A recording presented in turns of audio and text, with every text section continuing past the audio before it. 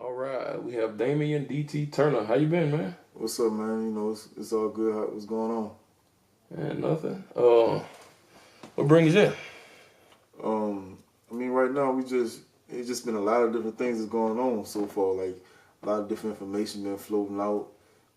We got the hip hop situation, which is good right now. We got a lot of cats, getting back to like rapping now, and we still got the melodic, flow, whatever that we kind of like to hear in this generation. But we kind of got this little rap situation that's kind of piecing up a little bit more. So we kind of, got some good rap beefs, happening right now. And of course, the Trump administration, with the presidency and the way this country is right now, we got a lot of different things that everybody talking about in the job, on the court, in the car, with your partners, with your girls for y'all hit the club, whatever. It's just a lot of information about things that's going on in the world, and our generation is kind of like, getting this information in our phones, and we taking a reading, a deeper look, so, it's just a lot going on right now. So, All right, since you mentioned hip hop first, what do you think about all of this drama surrounding Tekashi 69? I think this dude, man, like, it's kind of like in a situation like, he's young though. But he's a little bit too pressed at his age. He's kind of really, really getting a big head. He got a piece of this culture now, and of course, we kind of inserting him and we vibing with the music. But at the same token, though, he's getting a little bit too big-headed with the fact about, I'm a gangster, and he might well be, from his area, he might well be living like that. But I'm just saying, like, in a sense, there's no like guidance around him. So this dude is kind of like pressing into some dangerous grounds. And with the way the world is right now,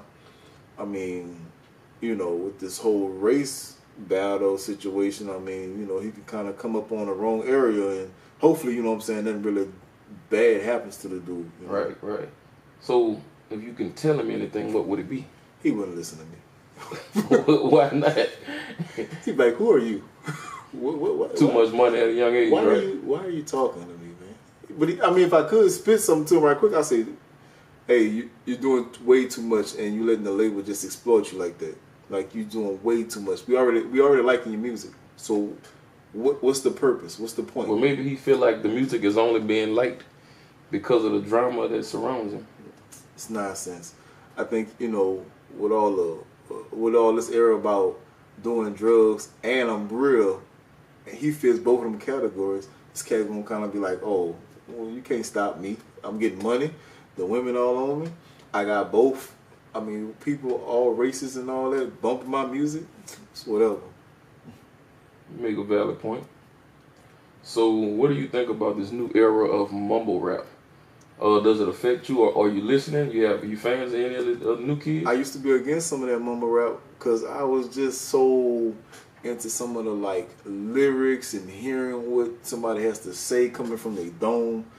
This kind of rap, I had to kind of like understand that, from a lot of different interviews and stuff like that on YouTube and stuff like that, from they talking about this whole concept of mumble rap. A lot of people don't like it. Some people don't like it. Some people like the melodies. Some people don't understand the lyrics.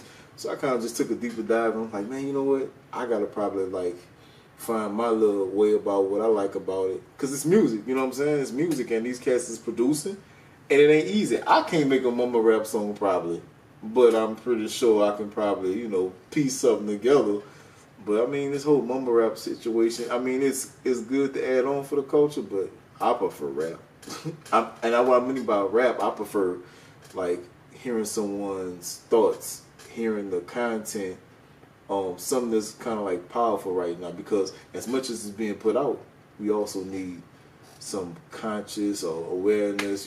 Definitely though, in this generation, we kind of like leading to a different path. Right. So who are you listening to today? Man, good and well who I'm listening to. Who's that? Good and well I'm listening to. J. Cole, of course Drake, because Drake, me and him got a lot of similarities when it comes to the women. Right. How I feel, and J. Cole, Kendrick, of course. I also bump a lot of old school, KRS-One. We got KRS-One, which is one of my favorites. MC Shan. MC Light, Georgia, that song Tyson. A lot of music that we going back sampling. I'm like, wait, these samples are coming from these cats in the culture. It took me a while to realize that. So I was like, wait, they using a lot of stuff, and yet Kanye especially, I appreciate him, for that, So Kanye, Pusha T, I ain't want to throw that in there. All right, so you brought up a hot topic. What do you think about Pusha T? Come on now. I don't care what nobody say about this. Pusha T, this dude, Drake should have known what was happening. This dude could rap. Nothing against me. Diamond on my neck, diamond on my watch. This is a dude who could flow. So I'm like, Drake, I'm not going nothing against you. Of course the fans gonna like Drake. But I'm like, Pusha T can really rap though. So I'm like, when Pusha came back out, Infrared is tight, and the story of Addison or whatever, you know what I'm saying, how Drake pronounced his son or whatever, if allegedly.